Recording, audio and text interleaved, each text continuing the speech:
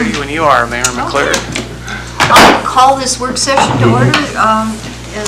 Work session of the Seward City Council. It is, what is it, October 22nd? And it's approximately 5:30. 23rd. 23rd. No, it is the 23rd. It's October 23rd. See, I don't have it prompt here.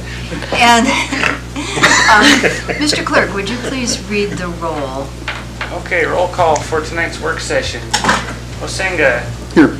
Calhoun. Here. Barnwell. Here. Finch. Here. And Mayor McClure. Here. Okay, you have a quorum. Okay. So this is a work session. I don't have the title in front of us, but it's to discuss parking procedures in the harbor, basically. And so what I was thinking, there would be a lot of public, but I'll have administration speak, and then we can interact as a council with the plan, and then have public input also, and then bring it back around. Give some direction. Does that sound good? Sounds good. Okay, so administration, who wants to start? Great. So I'll start by just saying that the Parks and Rec team has put a lot of work into figuring out and tackling this problem. It's been something that's been on the agenda for a while, and a issue that they took on head first. And I'm really excited about all the work they put into it, and just invite them to give their presentation. Okay.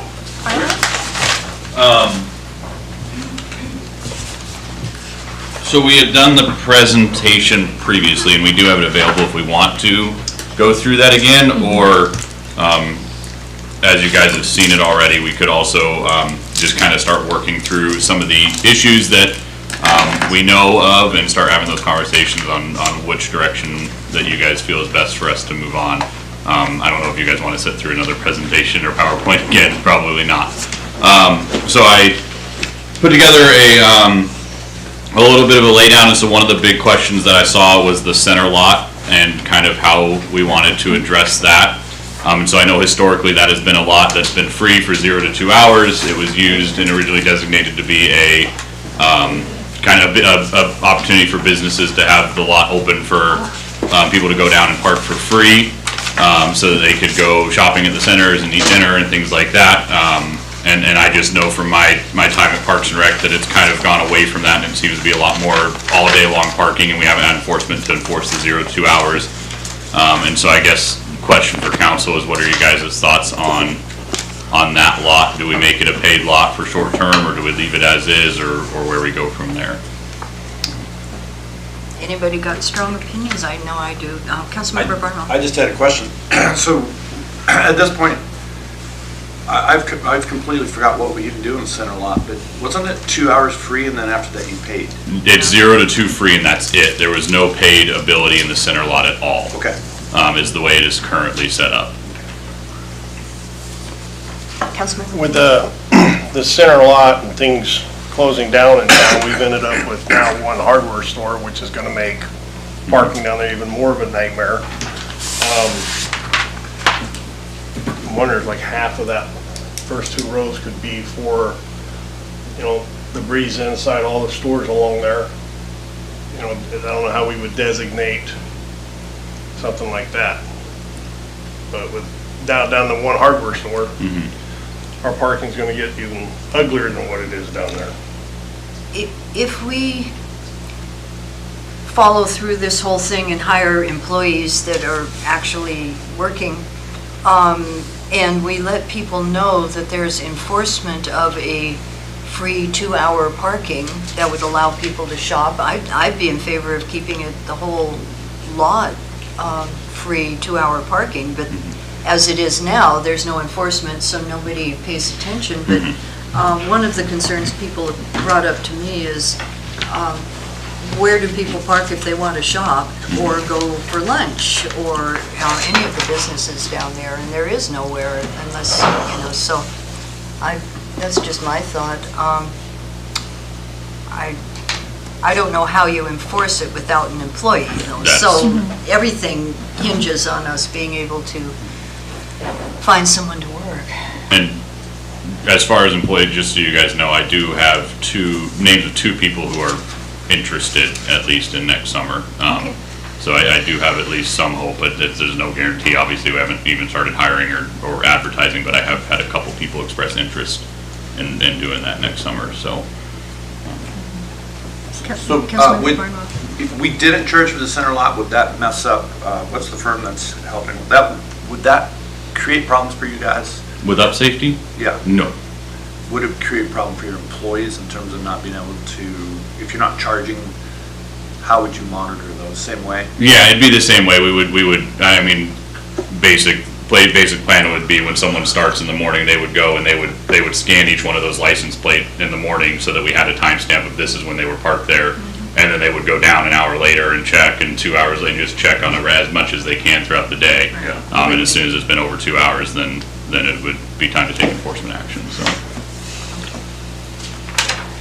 Madam Mayor, I would like to go along with leaving that as free parking for people to go down there and eat and shop and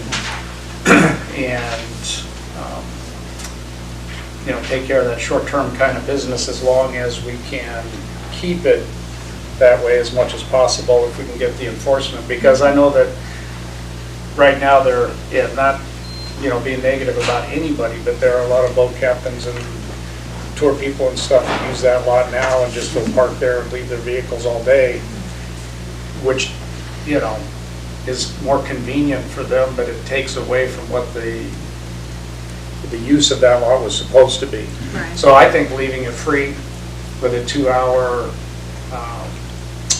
time on it and with enforcement is probably, in my opinion, would be the best way to go.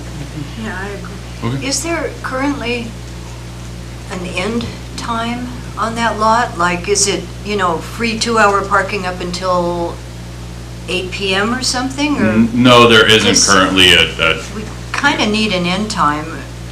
yeah, if we're really I mean, gonna, because of people wanting to go to the breeze or yeah, whatever. the reality is it would be an end time, because we're Right. at a certain point, we're not gonna have enforcement, we're not gonna have Right. 24/7 enforcement, So- so at a certain point, it's just gonna be, there's not gonna be people down there enforcing it, so.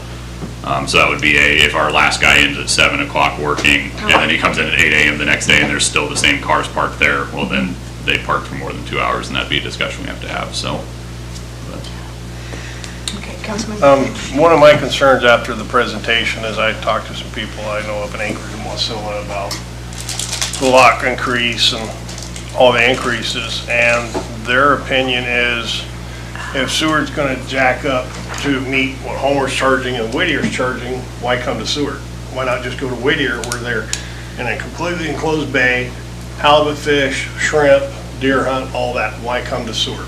We're going to lose income by doubling what we're already charging. I mean, what's wrong, the city's making money with what we're charging right now, and our lots are full. So why take the chance of doubling it to what Homer's charging and Whittier's charging, and they go to Homer or Whittier?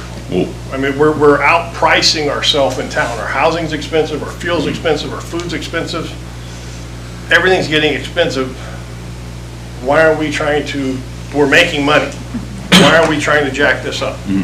So we're still not coming close to Homer or Whittier, just Homer's 250, and I said 800 for Whittier, that was their private parking lot, that was a mistake on my part. They have a private parking lot and a their city-owned lot. Their city-owned lot is 250, but you're only allowed to park cars. They don't allow trailers or boats or anything else, it's just vehicles.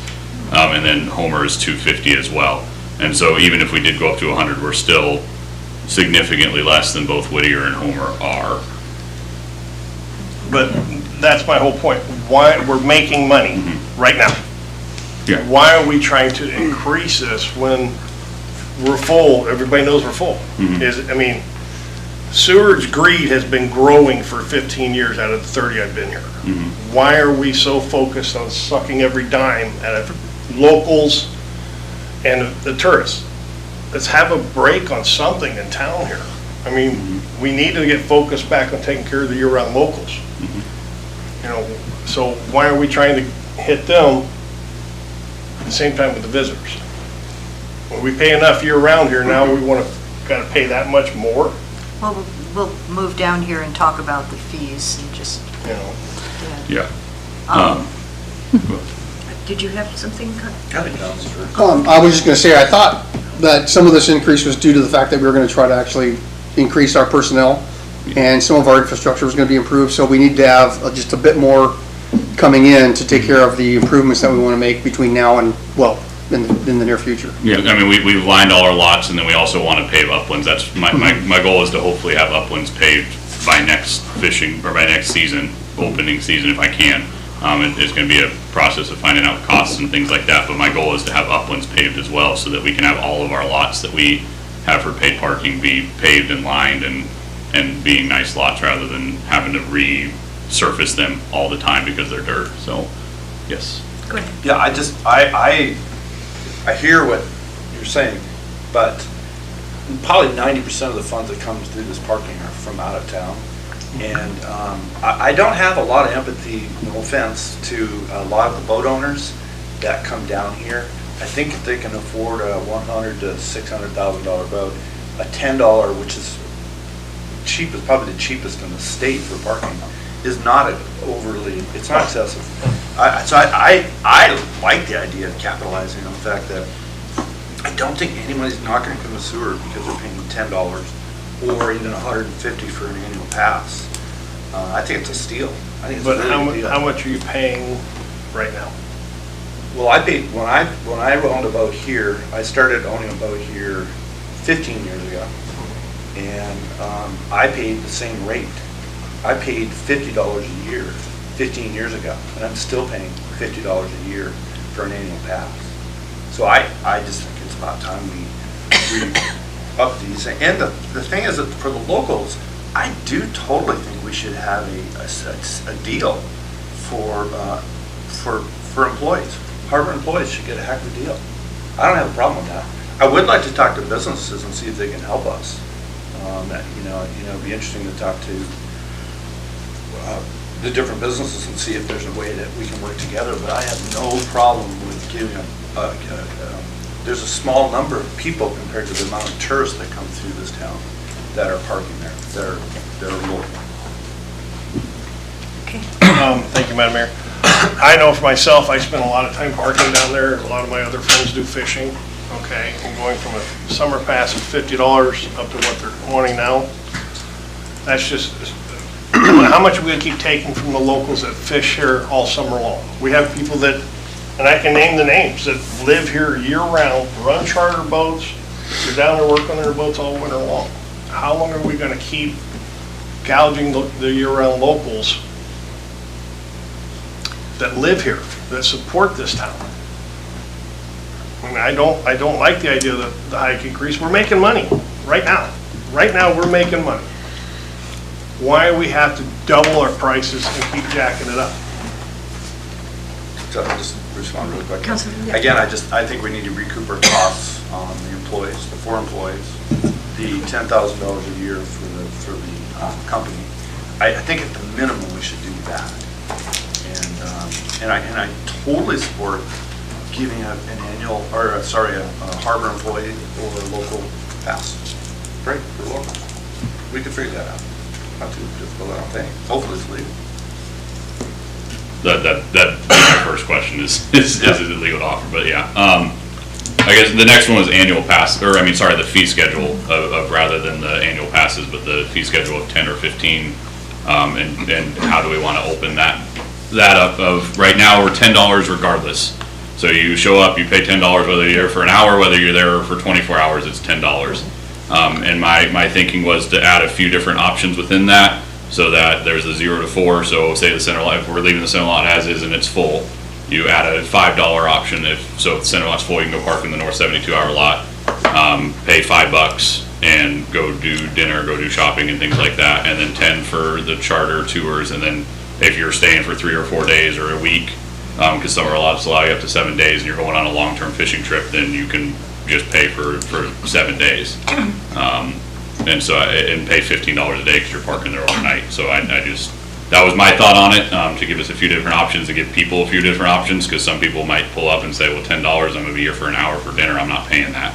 And they walk out the door, or $5 I think is a little bit more reasonable. Anchorage charges $5 to park down in their downtown area. For all the restaurants, it's $5 in a lot of those lots, so.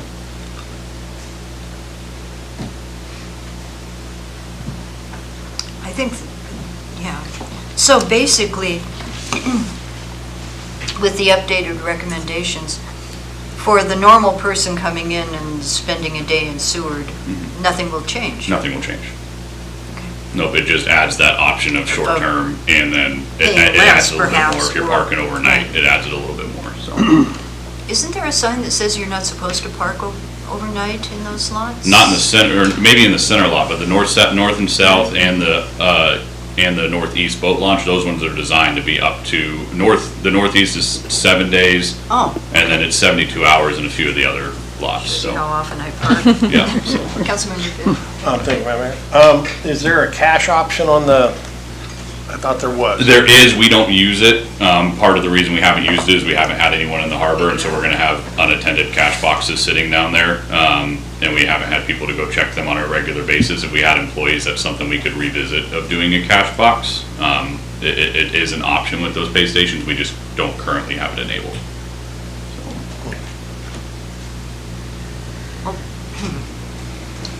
Personally, I like your updated recommendations of options for different times, and the number 2 there.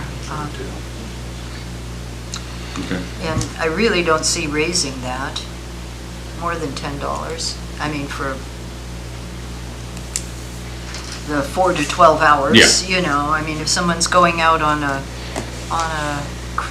tour boat and then having lunch, that would still be $10, so. Okay. Unless the tour outfit has a lot of their own, Yeah. you know, which one does. What do you think? So we're going through these and we're making recommendations, and then this will come back to us, which we will have to vote on, correct? So we can change our minds or rehash it. Councilmember Calhoun first. Thank you, Madam Mayor. Just information maybe for the next time we take a look at this, if it's not too hard to get, is the number of employee passes that are purchased Okay. every year, and the number of slip owner passes that are purchased. And when you're talking harbor workers, just to reemphasize, you're not talking city harbor employees, No. obviously. No. You're talking employees of private businesses Yes. in the harbor. Yes, anyone who works in the harbor, that's the price for them, so. Okay. Because I think when we get into the enforcement part too, one of the things, and this may be a PD thing more than you guys, because there are people I know, because I used to work there once upon a time, that come in early in the morning and park in front of the fish house all day long. Because there's nobody to enforce that short-term parking. Yep. And so we're gonna have to also look at maybe being able to And that would be a help PD. alleviate some of that. That's PD. Yeah, that would be PD since it's on a roadway, so. And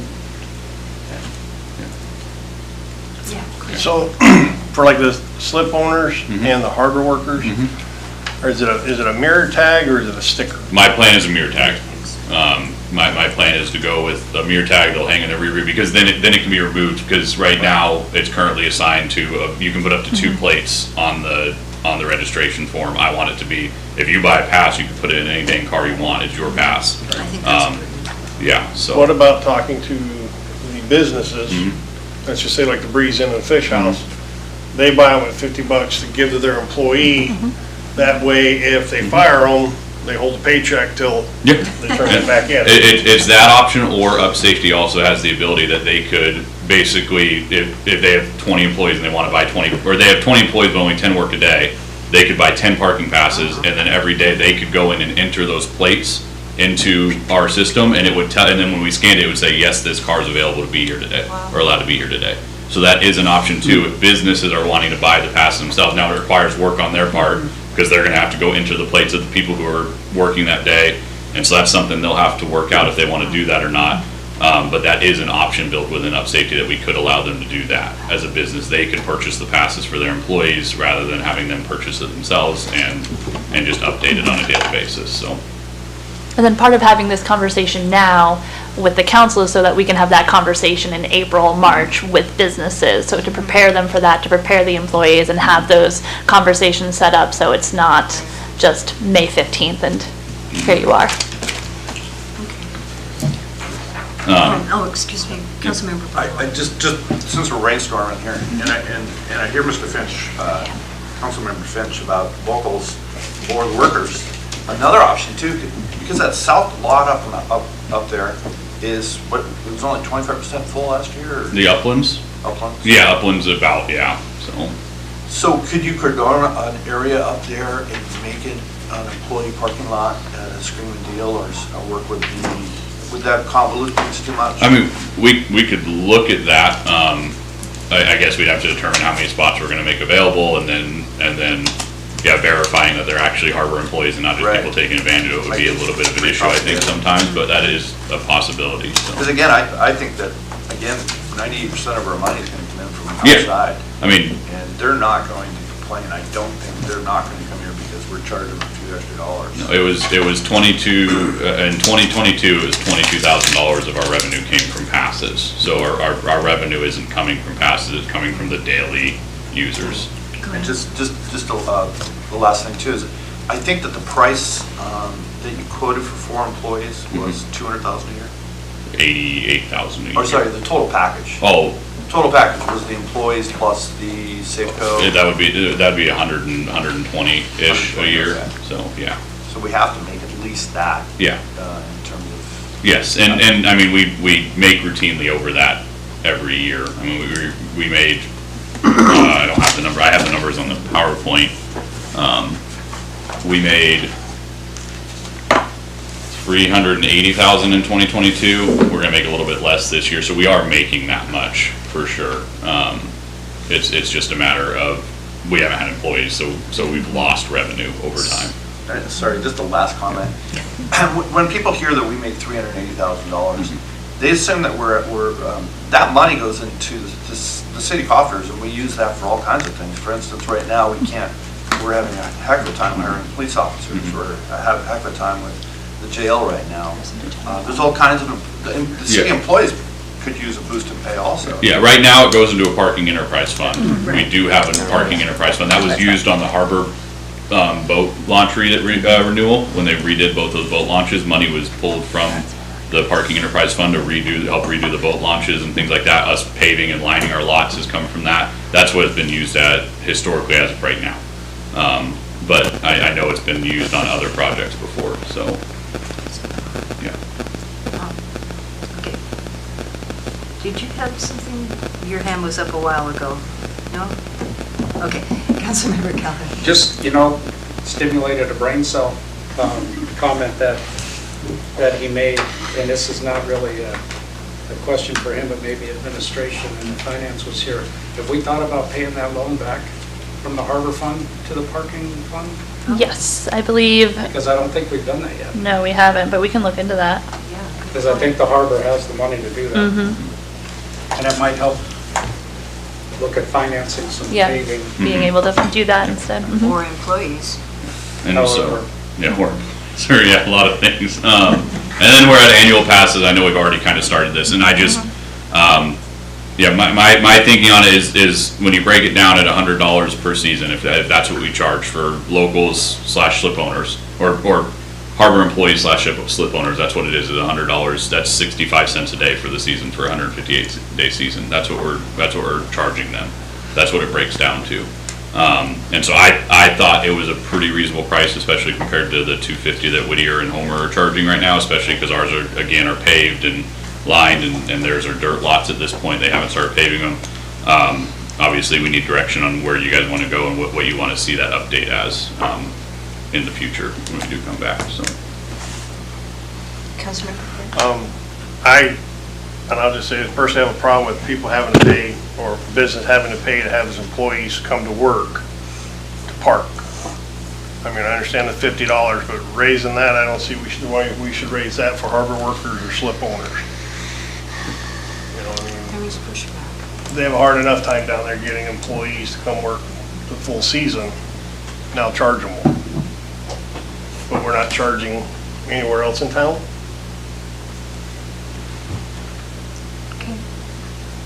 Any thoughts? Councilmember, go ahead. That's why we're here. I think it's a pretty small amount of money. When you come down to a 100-day season, and we're charging $50, we're talking $50 perhaps for a season's pass to park. I think between the company and the workers, that's a doable thing. And as far as businesses, I mean, Major Marine and Kenneth Fjords have bought all kinds of housing, all kinds of parking. I mean, they spend a lot of money on infrastructure to operate in this town. So I think that's part of what they do. I think we're not talking about being villains here. It's a slight change, actually not a change at all for the harbor employees.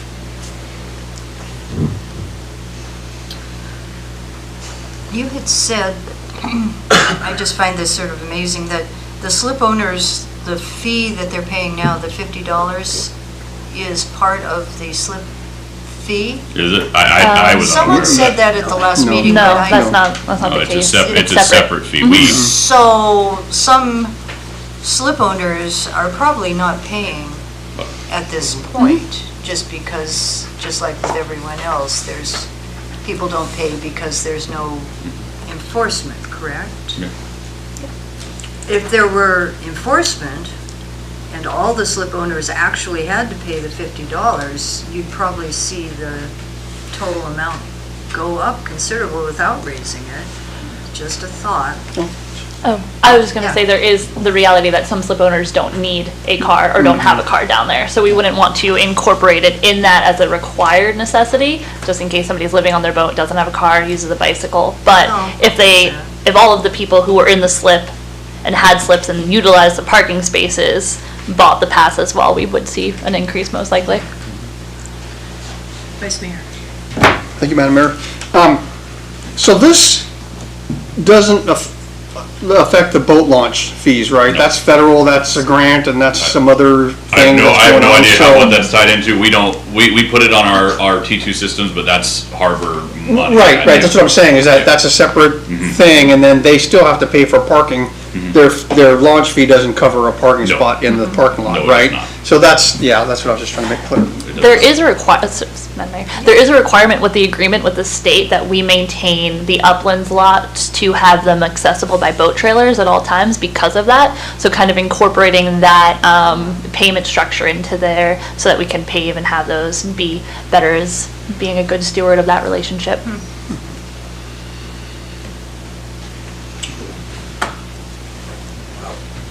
Just as a slip owner, I pay a fair amount of money for a slip.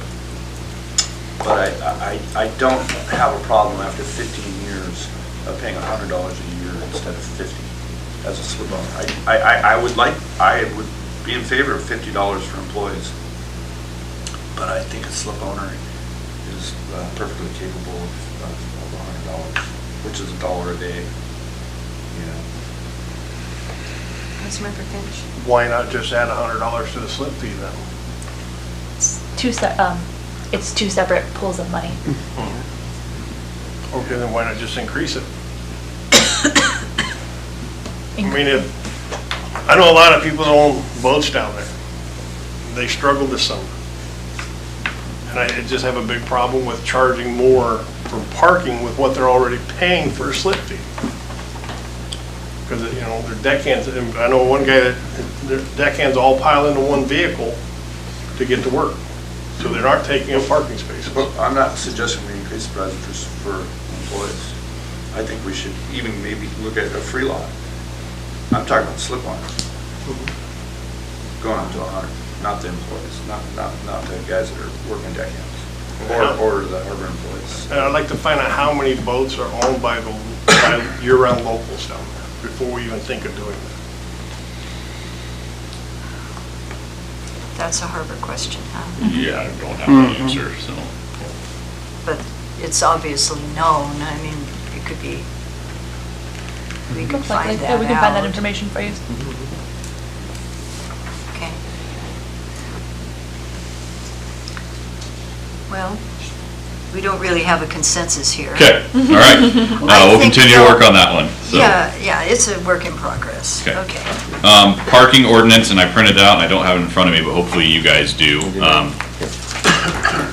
This is the You want a copy then? If you don't mind, I don't know where mine went, I put it in my binder and it went away. There you go, with I that don't too. think We, Okay. I think it's coming. we will. We will have it. yeah, take one. Oh, no, is that Actually, the this is presentation? that, keep, just hold that. It's in that, Okay. See, Oh, I see. That was the top page for Okay. that. There you go. Can you put that one there? Oh, no, they're gonna I hand think I them. got that. Oh, they're coming.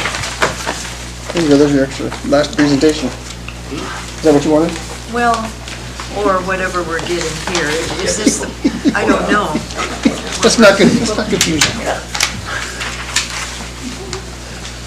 Is this paper shuffling? I feel like a student getting an assignment that I have to complete. Did you guys write with the red pen at the top there? Okay.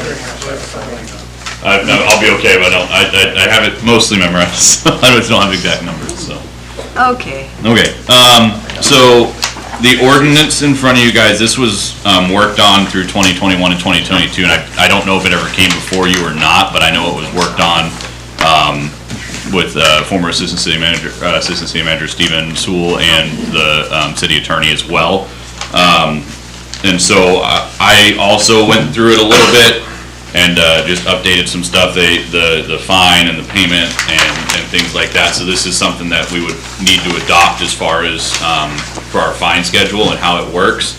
And one of the, most important aspects of this that I put in, and this was after speaking with Homer, is at the very end on the back page, section F, which is allowing the, if we publish a policy, it provides an administrative review process as an informal means of adjudicating notices of violation, and it doesn't eliminate the right to a hearing under this section, but the city may require an alleged violator to complete that administrative review prior to going through the formal process. And so that allows us to use that up-safety appeal process that I talked about previously, where they would be able to send in photos or send in, whatever reasons that they have for why they parked there, whether it was, I just forgot to hang my pass or whatever. It would allow that informal process to take place. And then if you read the formal process, it has to be done, it has to be in a public setting, it has to be recorded, they have to be there either in person or over the telephone, confront their witnesses, so it turns into more of a legitimate trial, if you want to call it that, where this would allow us to do things a little bit more informally to save them time and to save us time. And so that would allow us to use that as the first process. If they still disagreed, then they could go to the formal process written into here to have that public hearing, and then we could have a discussion about it, so. But it goes through I just wanted you guys to see it and have eyes on it before we did it, and so you guys could read through it and have any questions you have about it. But it goes through the fine process, how it, it's $25, and there's a late payment fee for every 30 days after that, up to $100 at 90 days, and just basically laying out how the process would work, so.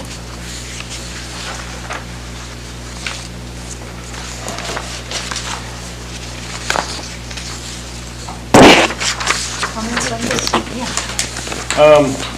So this isn't gonna go through the courts or anything, like a regular parking ticket? No, because this is because it's under, so to go through the courts, it has to be more than $30. If it's under $30, we can adjudicate it ourselves with a written policy and a written code.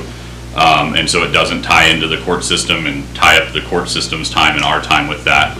They have the ability to appeal it to that level after they go through our informal process. If they disagree with that, they can appeal it to the state appeals court and go through that process. So that is an option for them, but it would be adjudicated and handled in-house rather than going through the state.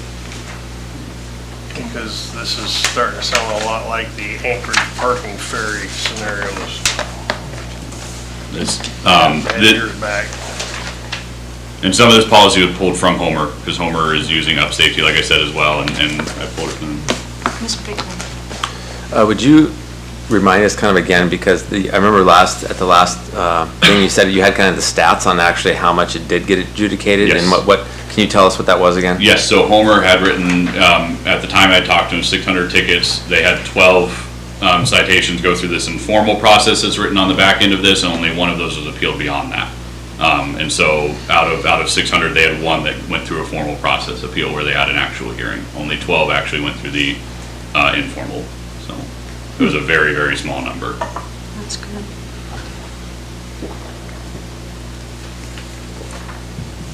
And then also, as far as non-payment collections, I don't have a quote yet. I've been working with our rep from UpSafety/T2. I told you guys previously that they have the ability to do debt collection for us. If someone doesn't pay, they have that ability. And also, one of the other questions, Councilmember Wells isn't here, but I did find out for rental cars and how that would work. And so what they've done is UpSafety also has this ability. So if it was a rental car, we write a citation just like we normally do. If they didn't pay within 30 days, UpSafety has a contract ability where we could pay them $1 a letter. They would serve a letter on our behalf saying, hey, you haven't paid. So if it was a rental car, that letter would go to the rental car company. And the rental car company could say, oh, this person was renting on this day when this fine was given, and they didn't pay. And so then we would recoup that money from the rental car company, and then they would charge the person who parked and was renting the car at that time. So. Just a question popped in my head, and you being a prior police officer, you'll understand this scenario. Guy buys a car from a local beginning of March and doesn't switch the title over, plates are still registered in his name, and he's getting parking tickets. But he doesn't own the vehicle. Yeah. So there's two steps to that. So when you purchase a car or sell a car to someone, private party, and you sign the title over, the way it'll show up is if you sign the title over and they don't go do their part, it'll say transfer pending to this person. And so if we say we wrote a citation on a car and that person called and was like, I don't own that car anymore, I got this letter, it's not my car, we could then check and say, okay, yeah, transfer pending to someone else, and then we could void that ticket and then handle it. Yes. But it only says transfer pending if they fill out this short slip of the title, which most people nowadays aren't doing. They're holding on to those and driving as long as they can until the cop pulls them over. Oh, I forgot to change my. No, the original owner, when they submit the actual title to DMV, that's when it says transfer pending. The original title goes with, if I buy a vehicle from you, Yeah. $500. Yeah. I've got the title in my hand. Yeah. All summer long. Yeah, so that slip then goes to me, the owner who sold it to you, and my responsibility, it says it on there, is to turn it into DMV. If I don't turn it into DMV, then. A lot of people don't know to do that. Okay. That's what I'm getting at. I've got 3 titles Yeah. from vehicles I bought that still have a short slip. Oh, okay, yeah. Because it would be the seller that's their responsibility to go to DMV with that little slip on the bottom and show them, and Right. that's how it would get And I've off got, of there. I Just personally have to 3 clarify, titles. just to clarify in this situation, any instance can be escalated up to the city manager as well. So if there are complaints and Tyler's getting it saying, hey, this isn't actually my car, we can go in and cancel that ticket. Yes. It doesn't have to go to collections. No. We have the final discretion of Yes. whether or not a ticket goes to That's what I'm collections. Yes, we can doesn't. cancel, if Yeah. we write a ticket and someone says that's not my car, or this is what's going on, or I can't pay right now because of ABC, we have the discretion to work with them in that. We don't have to send it to collections or do that, and we won't, we want to work with people on that. Which is so. a great part about having it under that threshold of $30 so that we can maintain that and have it be within our jurisdiction.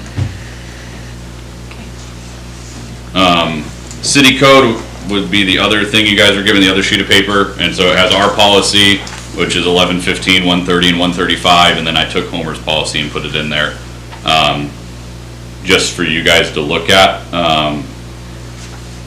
Theirs is a little, I think their policy is just a little bit, they just wrote it this year. It's a little bit easier to read, I would say. When I look at it, it's a little bit more laid out, and so that would just be a way to look at making it a little bit easier for people to understand. Bulleted rather Yep. than, that's the new way to do things. It is, so. They say basically the same thing, though, for the most part. It gives a little bit more, I think in Homer's, established time limits, designated city parking lots for paid parking, it makes it a little bit more, it gives a little bit more of that authority to the city parking authority rather than just to the city manager, which would be a discussion, obviously, we'd have a discussion about, but So this would come to us also? yes, this would be something, I just wanted to see if you guys had any feedback and just so you guys know where we're at with that. Discussing a set aside for public recreation, so I put in my presentation, setting aside some of this for improving our playgrounds, improving our trails, other things like that we we have been working on in Parks and Rec and wanting to do a better job of. And so, a possibility of setting aside some of these funds and some of this money that we make to improve recreation for locals all winter round and all season, and just what your guys' opinions or views on that are, so. That would be a discussion once we see if we're making Mm-hmm. extra money. But I mean, we could, Budget discussion. yeah, that Yeah. would be a budget discussion perhaps. Okay. But yeah, if we could get some work done on, say, Two Lakes Trail and all that, that'd be great. And then pay for employees, I know this is a bigger process than here, but just some of the ideas I came up with, I know we talked about raising the pay, but also, offering a bonus, you know, whether it's $500 or $1,000, something like that, if they work the whole season and they finish the whole season at the end of the season. Offering a small bonus, in lieu of if we can't raise the rate, raise the pay, or, and this is something that, when I spoke to,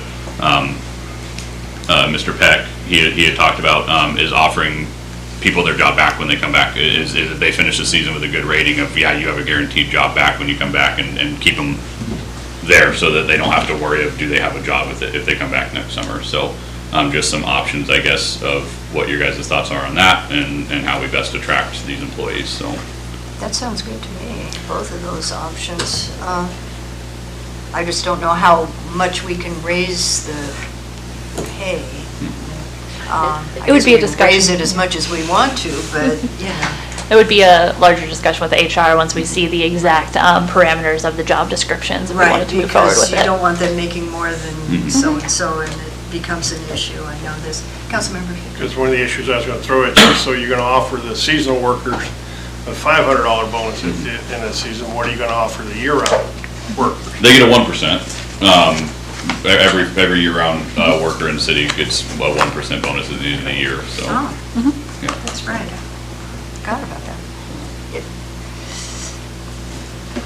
Okay. And then the up safety contract, just if you guys had questions regarding that contract, like I said, I found that answer for the rental car company process, and then mail service for late payment is the way that Homer found the best way to do that. We could do that tracking and stuff on our own, but at $1 a letter from Up Safety, that's a pretty darn good price, rather than us taking the staff time and 50 cents for postage and everything else to do that. I think $1 a letter is a pretty good price, and so that would be part of the contract that we'd have to write in there, so.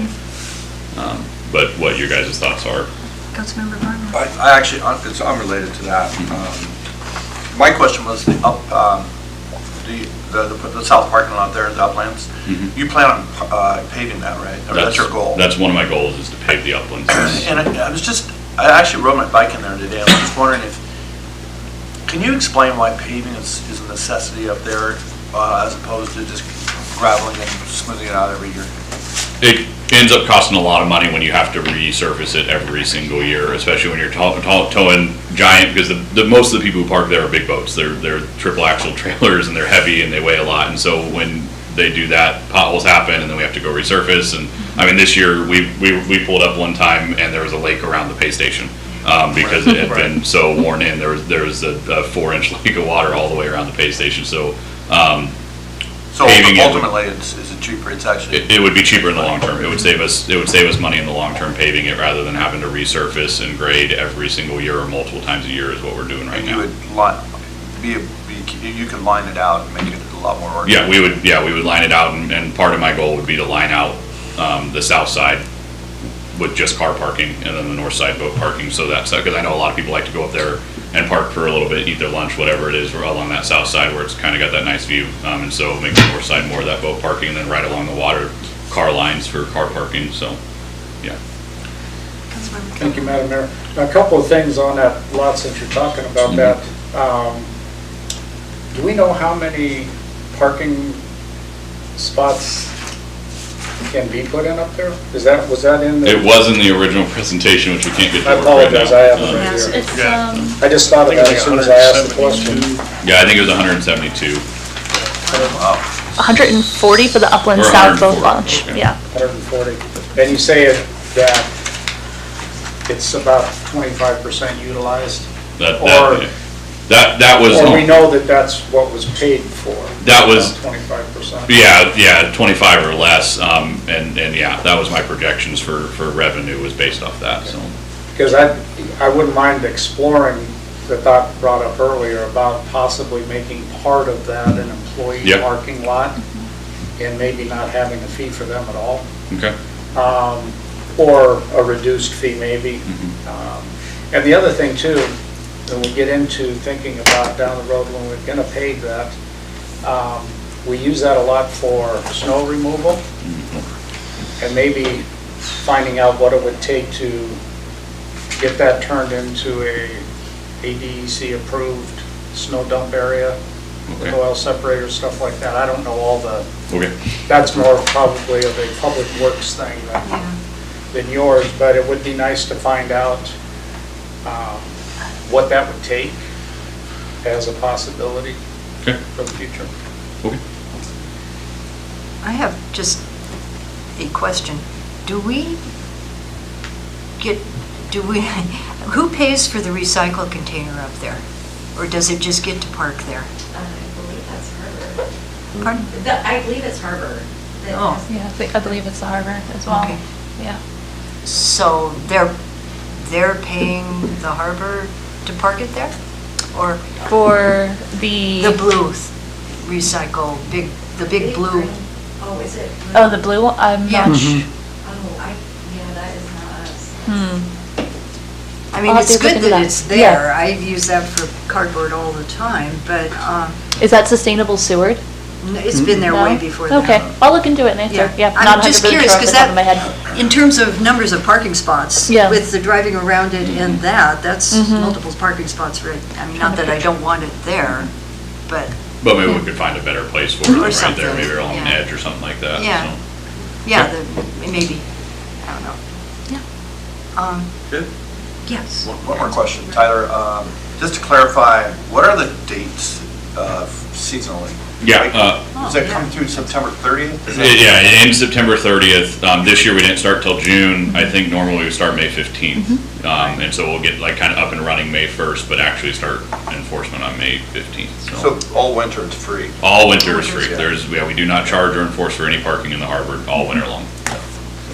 So that brings up something else, because if we do institute this and there's actually enforcement going, we need publicity way in advance. Even though a lot of those people that were going to use it, I mean, they won't be here, but there's got to be over and over and over, let people know we're really doing it now. Well, and one of the nice things with Up Safety that would be an option that I would explore is, it tracks if you've written tickets to a license plate before. And so it would most likely be early on in the season, we would not start off with writing tickets, we would start off with writing warnings and letting people know, hey, Just- you have to have a We have pass. this thing And you now. would get a warning just like you would on a ticket on your car, but it wouldn't be, there would be no fine. And then after a certain amount of time, we would given you a couple warnings and you haven't done anything, obviously now it's So gonna be time make to take sure enforcement that's action. really obvious, Yeah. because people are so used to just tearing up tickets. And our goal is not to write tickets. We're not we're not gonna make money from writing tickets. Right. It's not a lot of money. It's the compliance factor of paying what we ask people to pay and what we provide. That's all we're trying to do, so.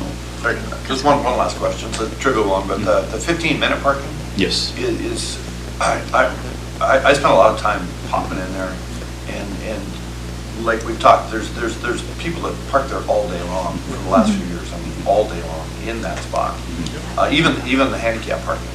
How do you guys deal with a 15-minute parking? You can't rotate your guys enough, or? I mean, are you talking about the one specifically in the center lot, not the Yep. one in front of the harbor Center master? lot. Yeah, so in the center lot, I mean, if we had staff, I would, if that was a continued issue, I would just assign a staff member and say, hey, sit down here and watch. Yeah. And until that problem went Bring away, that so, But that's, yeah. yeah. Councilmember Flynn? Were all the positions last year filled? None of them were Oh, filled none. last year. None of them were We filled? had no staff last year. Which does bring up a point, that That's- even with positions not filled, our income was, I don't know, we have the number. It Yeah. was, just for the public, we did have pretty good parking income from just people being good people. 221, almost $222,000. Yep. So That's a thing. Yes, Councilmember? My point to that question was that, yeah, nobody would take those jobs at the pay they were. But why not, before we do this, let's bump it up, like you're saying, $20 or $22 an hour, and see if next summer we get it filled, then go back and reevaluate this. Because we're trying to charge more money for, and we don't even have the positions that are open filled. I would just like to answer that by saying part of this project is working with UpSafety so that the employees have the tools they need to enforce, because a big issue is that we would have the employees in past out there trying to enforce, but they don't have the proper tools, or would have to run back to the Parks and Rec's office to pull up license plate numbers, and it's having the access to the information while they're in the harbor. So while we while it may be beneficial just to have employees in those roles, we also need that programming and that system attached so that they have the right tools to be successful employees. But what I was getting at is, when you don't have the staff, it does no good for the tool to sit there on the counter. Let's get the staff first, and like Mr. Mallory was saying, hey, you got a guaranteed position next summer, and we'll get you trained on this program. But we're buying the program before we can even get the positions filled. Let's get the staff first. Well, it sounds like Mr. Mallory has some ideas for people that would want to work. I have a little bit of hope, that, nothing's set in stone, obviously, but I've had 2 people express interest so far, which is a start, so, and hopefully get a few more, so. Just before I forget, there's another thing I wrote down. Just for if the public is watching, this does not apply to downtown. There's a rumor out on Facebook somehow started that we were going to be having paid parking all through the city, and that is not the case. We're just talking about these parking lots at the harbor. And the summer only. So. And the summer only. Yes. Okay, I just want that stated here. Okay. Councilmember Parma. I just want to point out, point out that from my perspective, friends that come down that use their boats or use Seward Harbor in the last couple of years have figured out that they don't have to pay. And it sets a tone in that harbor, and it sets a tone for our city that we are not doing business in a professional way. And I really like the idea that we get this puzzle figured out, and we set that tone for our city that we're in control. We know what we're doing, and we're not overcharging, but we are in charge of this, and we have control of it. So thanks for all your work on this, again. I want to take just a quick break from what we're doing and see if there's anyone in the audience that wants to make comments about this. You don't have to run off very far, and it's just a question. If you'd like, do you have comments? Yeah, come on up. Or you could even do it from there in a work session, I guess. But it's useful if we get your name and if you're in. Good evening, Randy McFarland. I live outside of town at Bear Lake. In 91, I started advocating for pay parking. It took me 4 years in this room to get 4 votes for it. Well, that time I went to countless harbor business meetings, countless downtown meetings. I've been in the pay parking business since 1977 in Seattle. I moved here week of the oil spill. I ran parking lots for a year and maybe, 4 months, let's say, and I was arrested for drugs. So the city canceled the contract, no big deal. My fault, no hard feelings, okay? But I still ride through those lots every day. Every day I ride through those lots, either in my car or on my bike, even so much to read the notes that people leave on the dumpsters. And I can tell you that we have a lot of people that are non-complying down there because we have a lack of enforcement. And enforcement, I used to call it enlightenment. And if somebody didn't pay, I left a note on there to say, hey, you didn't pay, can you pay? So that leads up to the tickets that we're talking about. The only people you're going to ticket are people that live in this town. You're not going to get somebody who on a cruise ship or going out for a date of fishing or sightseeing or whatever, you're not going to give them a ticket because they're not going to be there for multiple days. If the person's there for multiple days, they live here, okay? And then I don't know if there's still 2-hour parking downtown.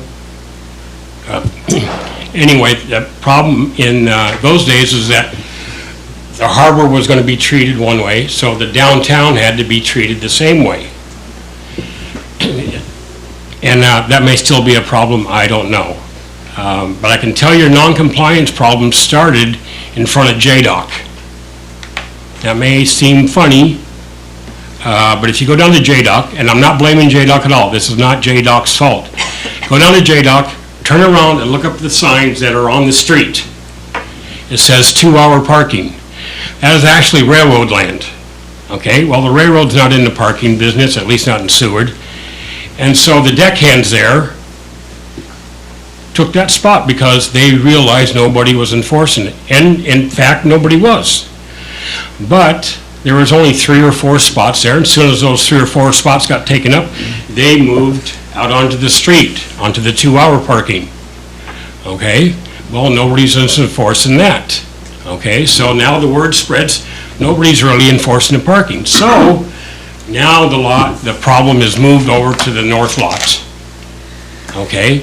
We don't know how many people are in non-compliance in the north lot, but it started in front of JDOC. The city should go down there, or hopefully will go down there and remove those signs. If you go down there, you'll see what I'm talking about. Another thing is, let's say the 2 dumpsters, one in the north, one in the south.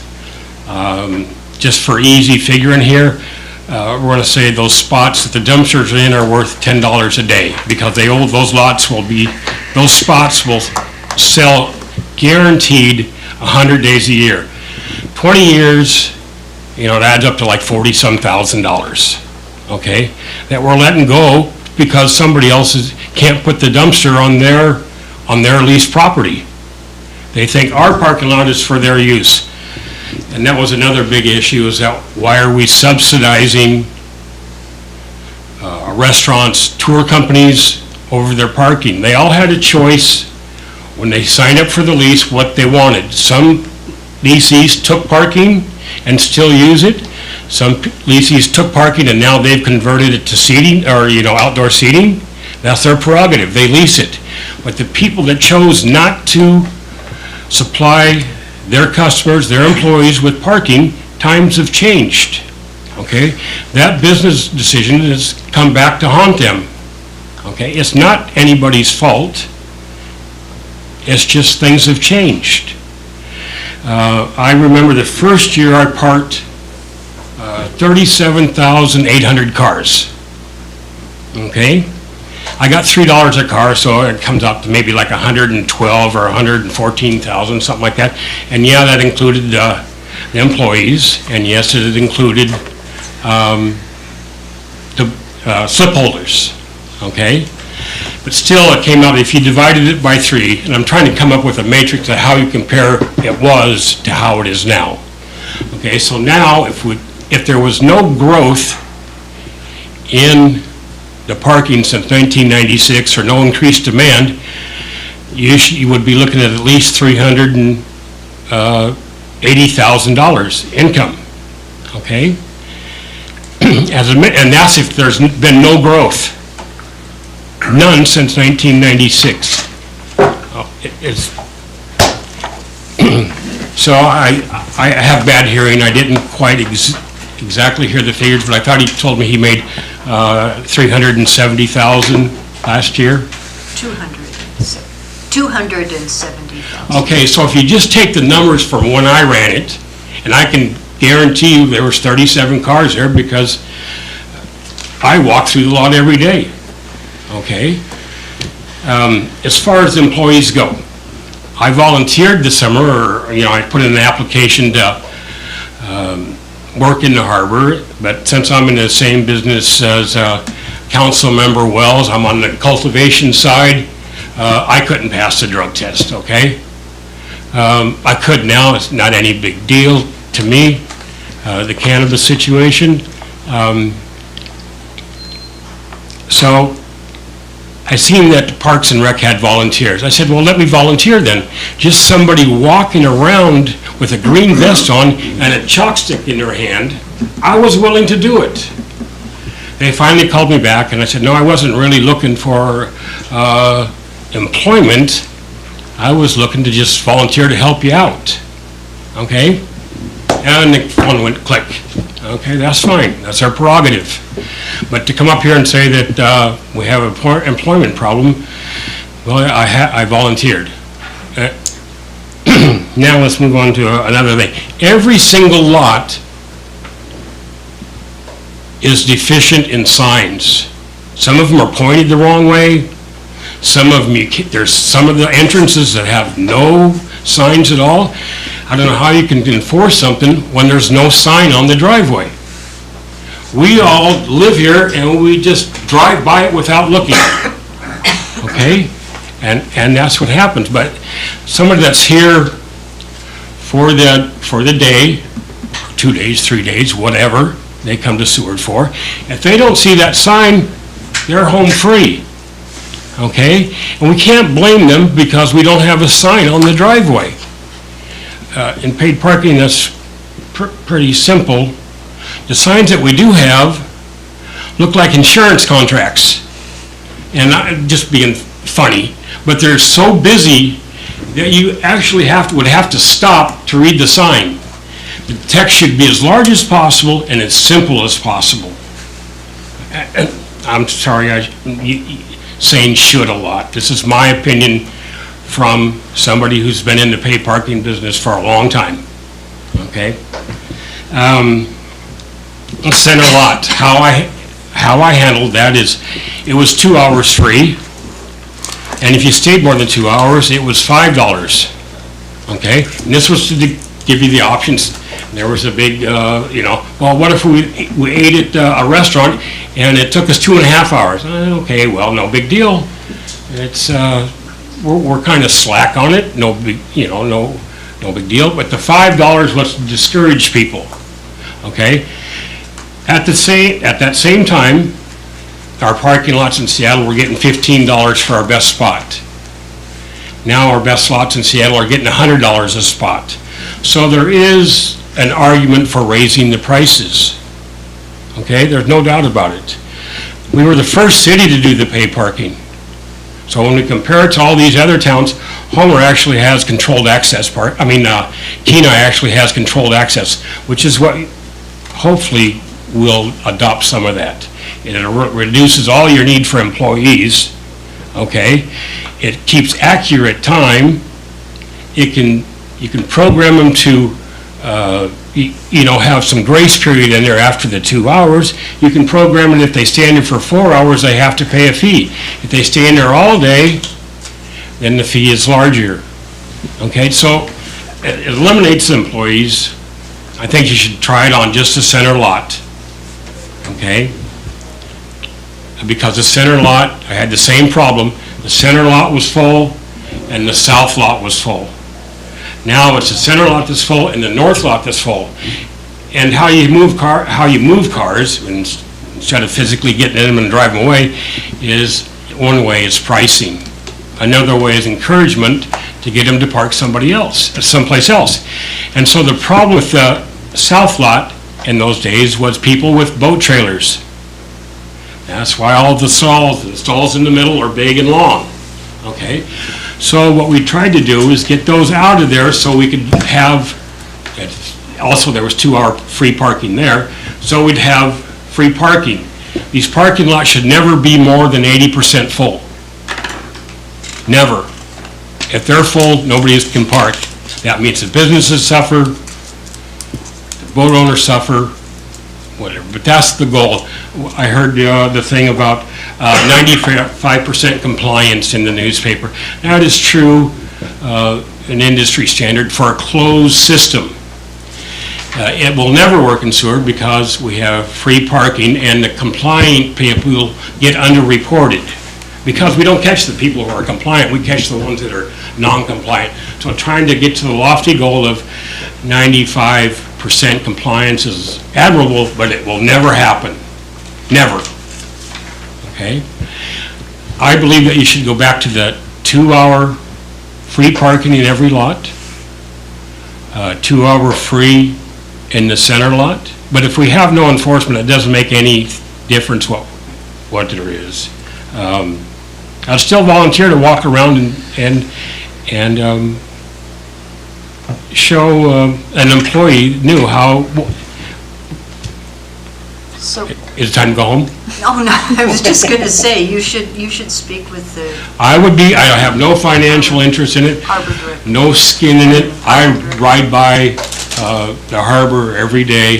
I don't stop there anymore because I either have to pay $10, there's no on-street parking, and there's no free parking. That lot fills up every day by 8:45 or 9 o'clock, okay, with a very low number of turnovers. Well, Okay? we're hoping that these Okay, things will and it's change. not, it's not what you charge, it's what you collect.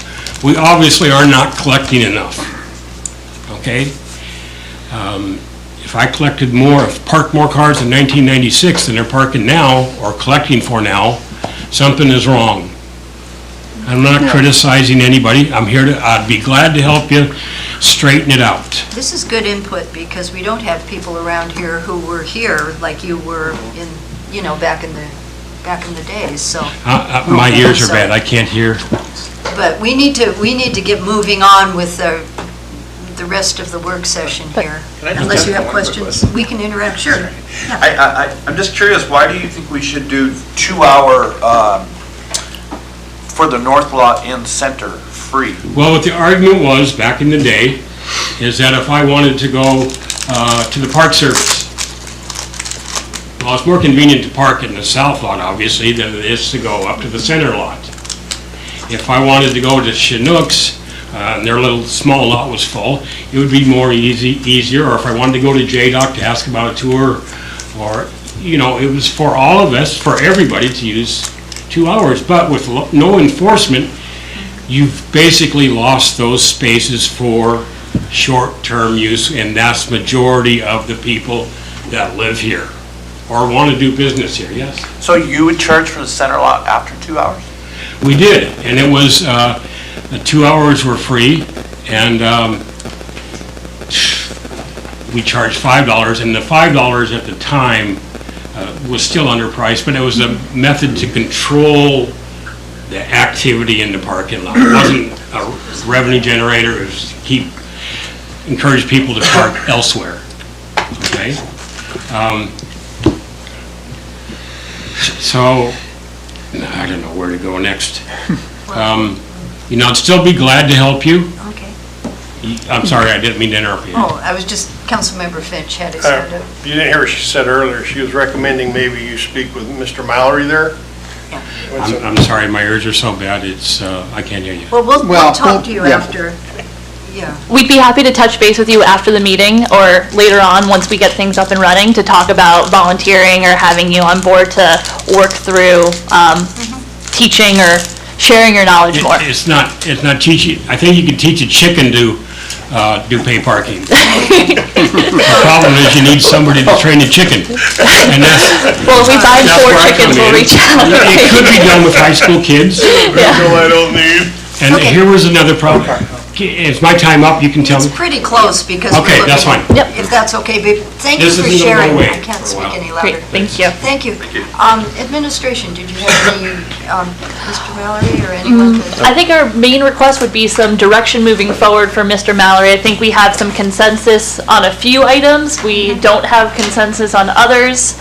So just a direction on how we should move forward, so that we can do this in a timely fashion, so that May 15th doesn't roll around and we're scrambling like chickens. Okay, well, I would think that you could come back, we could direct you to come back. I mean, we've sort of had a consensus on a number of items, and the ones that were controversial, if it came back either in the form of an ordinance or another proposal, we could refine it down at a meeting and, Mr. Bickling, yeah. Yeah, and so, yeah, we can bring something back to you and just give you something else to work with. At least it'll be close, and there, It'll if get you guys can close. decide that. And I did want to mention there's kind of an intersection of two things here. In the harbor master plan, it actually does talk about paving, part of the south uplands, but also to like the new harbor building is recommended to be like down on the end there, so that way they can see in the harbor, like, and out to the bay and in the channel there. And then two, there's gonna be like a small section that was proposed to have kind of like shops and another walk front on that other side as well. But the rest of it was meant to be paved in that harbor master plan. So that is part of like a city goal is to have that paved nicely, so. Okay. Tyler, did you have anything to add? Nope, yeah, I heard, the one thing that I guess we were hung up on was the annual passes, and so I can do some research on Upland's parking lot and some other things like that, and maybe bring back a couple proposals as far as whether we charge 50 for workers and then 100 for slip owners, like Councilmember Barnwell had said. I'll bring just a couple ideas back and we can discuss it further when we get to that point. Yep. So. And those could be even in a discussion item on a regular agenda, rather than have a work session perhaps, right? Councilmember Day. And just a suggestion, what Mr. McFarland was saying, I do agree with 0 to 2 hours being free in all the lots, because historically, they're gonna park for 2 and they're gonna do their half a day of whatever they're doing to get away with it, and I can give you a shot at $25 ticket right there. So, and I'm being honest, I see it all the time. Okay, I've lived there 30 years, I'm a fishing fool, I'm always down there at the harbor, and I see these guys parking in the 2-hour spot, and they're walking down the docks with gear. They're not gone for 2 hours. Okay, but they're doing exactly that. But open up for the 2 hours, like he said, for if I want to go eat here or go here or whatever. If I get a 2.5-hour ticket, then I go through the process of, hey, me and my girlfriend had a long dinner, okay? That's the difference in going out here, you know, on a fishing trip. But I like the idea of the 0 to 2 hours free. Great. Well, just a final comment from administration is just to repeat and kind of hone in on the fact that it's just the harbor, and that our goal isn't at the end of the day to write tickets. It's to increase enforcement and have our parking lots work for us. So big thank you to Tyler and Mel at Parks and Rec for going through all of it for us. Yeah, I think this was very productive, and thank you for coming, Mr. McFarland. Okay, anything else for the order? Okay, I'll adjourn this work session then at 6:42, and we'll meet at 7 for the regular meeting.